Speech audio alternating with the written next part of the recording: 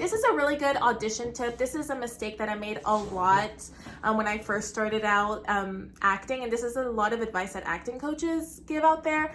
Now, to be clear, I am not an acting coach. I always say I am just a working actor in Atlanta, just talking from my experience and my opinions.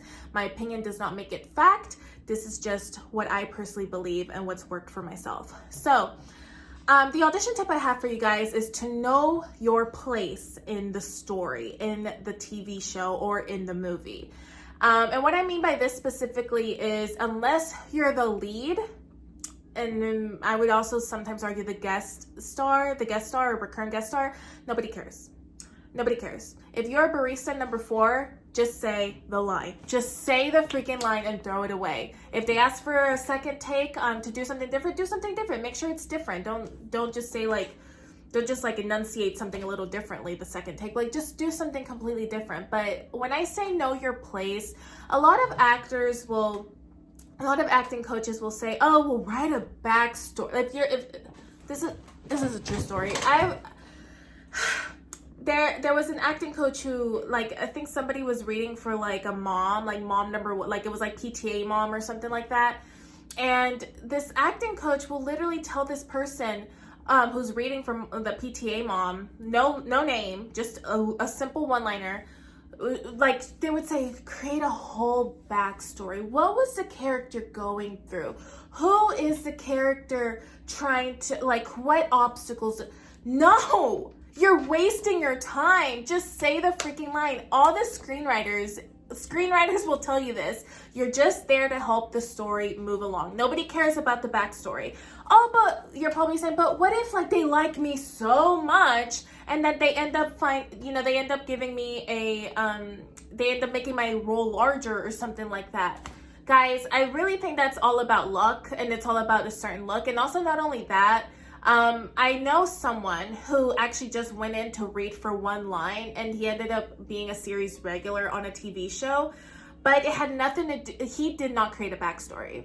He did not create a backstory, it had nothing to do with any of that. It was just the way, his comedic delivery of that one line was just, they loved it. So you can say it's a combination of luck, or it could just been divine timing.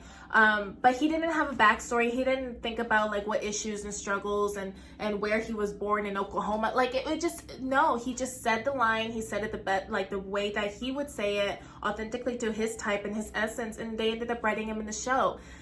Don't waste your time. Nobody cares. Nobody cares. And I say that in the most loving way. Not that nobody cares about your character.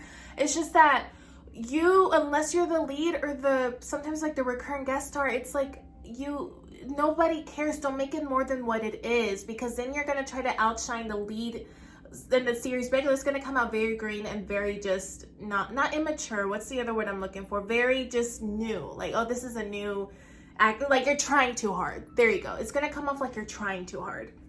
With these co-stars and day player roles, they're literally just looking for a look and that you can say the line. That's literally what they're looking for. Every single day player and co-star role that I've booked, I literally just threw it away. And it was also roles that I didn't even think I was going to get, or that I was I honestly didn't feel like doing because I was sick or whatever the case may be. But you guys, literally, you overthink it. People overthink it so much. But that's when it comes to recurring, to co-stars and day players. Because again, they're just there to move the story along. If your line is, here's your coffee, sir. Here's your coffee, sir. Not, here's your coffee, sir. No. This isn't about barista number 4. This is about the lead character, okay? This is about Chris Evans in Marvel, okay? Now, with that being said, guest star territory is a little bit different because even though guest stars, you're not the lead, you are still very essential to the story, because essentially what the overall, generally speaking, 90% of the time, what recurring guest star and guest star roles are a reflection of the character, of the lead role, of the lead character and what they're going through. It's to show a reflection of them during whatever obstacle that they're going through in the show or the story or whatever it is. So I personally would do a backstory. When it comes to guest star, like the last guest star that I booked, I definitely did hone in on my character, especially if she was going to be recurring. I did hone in on my character and I try to give her a full life. And so that, yes, of course. Lead roles, if you're booking lead roles, I don't even think you're probably watching my video, but lead roles, of course, you got to know everything in and out about your character and create the whole backstory and just, you know, do your due diligence when it comes to your character as a, when it comes to you as a lead role, like to your character who's a series regular, whatever it is. But again, know your place in the story, know your place in the show. If you're a co-star or day player, don't try to upstage the series regular.